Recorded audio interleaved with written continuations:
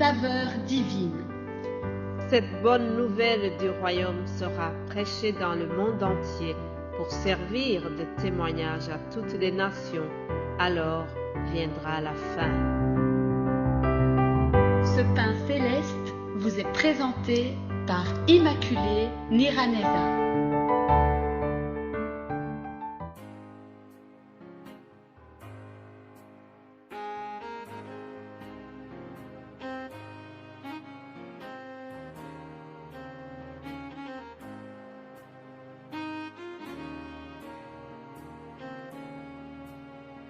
Bienvenue très chers amis qui écoutent l'émission Saveur divine. C'est avec reconnaissance que je reviens vers vous. Ce lundi, je remercie Dieu qui m'a gardé. Je remercie Dieu qui me donne encore le souffle de vie.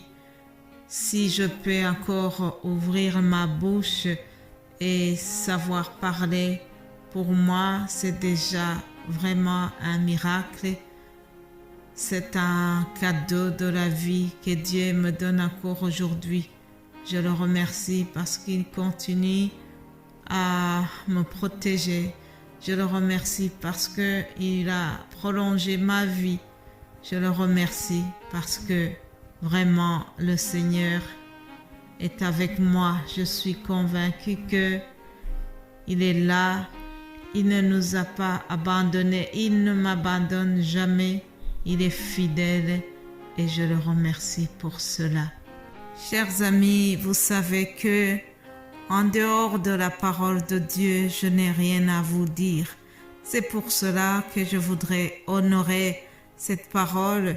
En commençant la semaine, je vous propose de lire ensemble le psaume 127, 2 versets de ce psaume 127.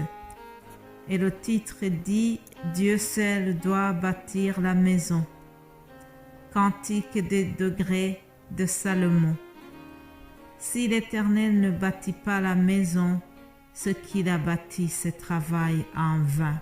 Si l'Éternel ne garde pas la ville, celui qui la garde veille en vain. Chers amis, je bénis l'Éternel qui veille sur notre vie, qui veille sur ma vie, qui veille sur ta vie. Ici, le premier verset nous parle de la maison. Si l'Éternel ne bâtit pas la maison, ce qu'il a bâti se travaille en vain. Supposons que la maison, c'est notre vie. Je voudrais te poser la question. Où est-ce que tu as bâti ta vie? La Bible nous parle de 2 maisons. Il y a une autre parabole où on nous parle de 2 maisons. Un sage avait bâti sa maison sur le roc et un fou avait bâti sa maison sur le sable. Et les 2 maisons ont connu des tempêtes. Bien sûr, la maison qui était bâtie sur le roc a subsisté, tandis que celle qui était bâtie sur le sable a été emportée par la tempête. Comme je vous ai dit, la maison est comparable à notre vie. Alors, chers amis, choisissons de bâtir notre vie sur Jésus-Christ. Si nous bâtissons notre vie sur Jésus, celui-là est le roc, alors nous ne serons pas emportés par les vents, les tempêtes de cette vie. Moi-même qui vous parle, j'ai vu la tempête, une grosse tempête est passée depuis le mois de décembre jusqu'à aujourd'hui, mais je ne suis pas emportée parce que ma vie est bâtie sur le roc, parce que ma vie est bâtie sur Jésus-Christ. Je te souhaite de bâtir sur Jésus, toi qui m'écoutes à l'instant, s'il te plaît.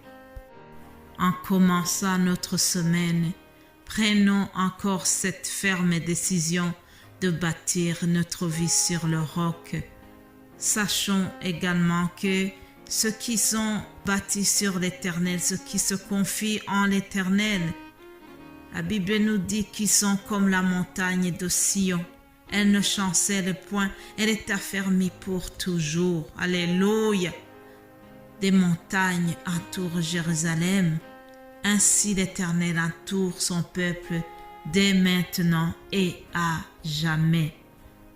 Je te souhaite vraiment d'être entouré par l'Éternel. Je te souhaite de sentir la présence de Dieu dans ta vie. Je te souhaite de sentir la protection divine dans ta vie. Alléluia. Après cette introduction, je voudrais continuer en vous remerciant. Un grand merci à vous tous qui continuez à m'encourager, à m'envoyer des gestes d'attention. Vraiment, que Dieu vous bénisse abondamment. Merci aussi pour le soutien que vous manifestez à l'égard de ce ministère Saveurs Divines. Merci d'avoir eu confiance, d'avoir compris ce que le Seigneur est en train de faire au travers des enseignements qui vous sont donnés, que ce soit dans la langue Kinyarwanda, Swahili, anglais et aussi en français. Vraiment que le Seigneur vous bénisse abondamment. J'espère que vous continuez d'être édifiés par ce que mes frères et sœurs vous partagent et ce que moi-même je vous partage dans la version française. La parole de Dieu n'est jamais perdue. Ce que nous semons, je suis convaincue qu'un jour nous allons récolter de bonnes choses. En effet, chers amis, j'ai cette conviction que la promesse de l'Éternel va se réaliser. Il nous a promis dans sa parole au psaume 126, verset 5, il nous promet ceci: ceux qui sèment avec larmes moissonneront avec chant d'allégresse. Et celui qui marche en pleurant quand il porte la semence revient avec allégresse quand il porte ses gerbes. En effet, c'est avec beaucoup de difficultés que je peux vous apporter cette semence ce matin, mais je sais que un jour je moissonnerai avec beaucoup de joie. Certains, vous l'avez peut-être déjà deviné, mais le thème de notre semaine, ça va porter sur la semence. Le verbe semer, c'est celui-là qui va revenir beaucoup dans nos émissions. Qu'est-ce que tu sèmes? Que dit la Bible sur la semence? Ce que nous semons, c'est cela que nous allons récolter. Lisons le thème qui va nous conduire durant ces quelques jours qui sont devant nous.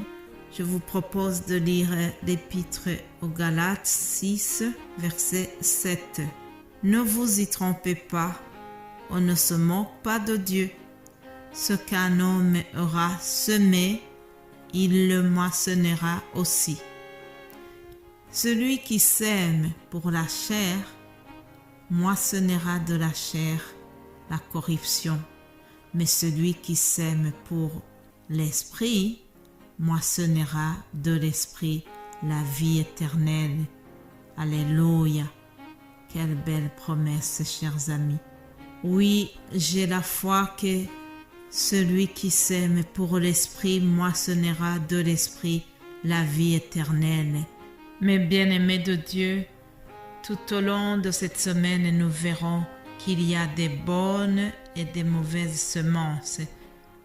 Que le Saint-Esprit nous donne de semer seulement les bonnes choses, puisque nous avons vu le principe qui nous dit que ce que l'homme aura semé, c'est cela qu'il va moissonner. Je vous souhaite vraiment, et je le souhaite à moi-même aussi, que nous puissions toujours semer des bonnes choses autour de nous, que nous puissions porter des bons fruits autour de nous. C'est ce que je vous souhaite, et c'est au nom de Jésus-Christ que je vous ai partagé cela. Passez une excellente journée Je vous souhaite vraiment d'être bénis à l'écoute de l'émission Saveurs divines. Amen.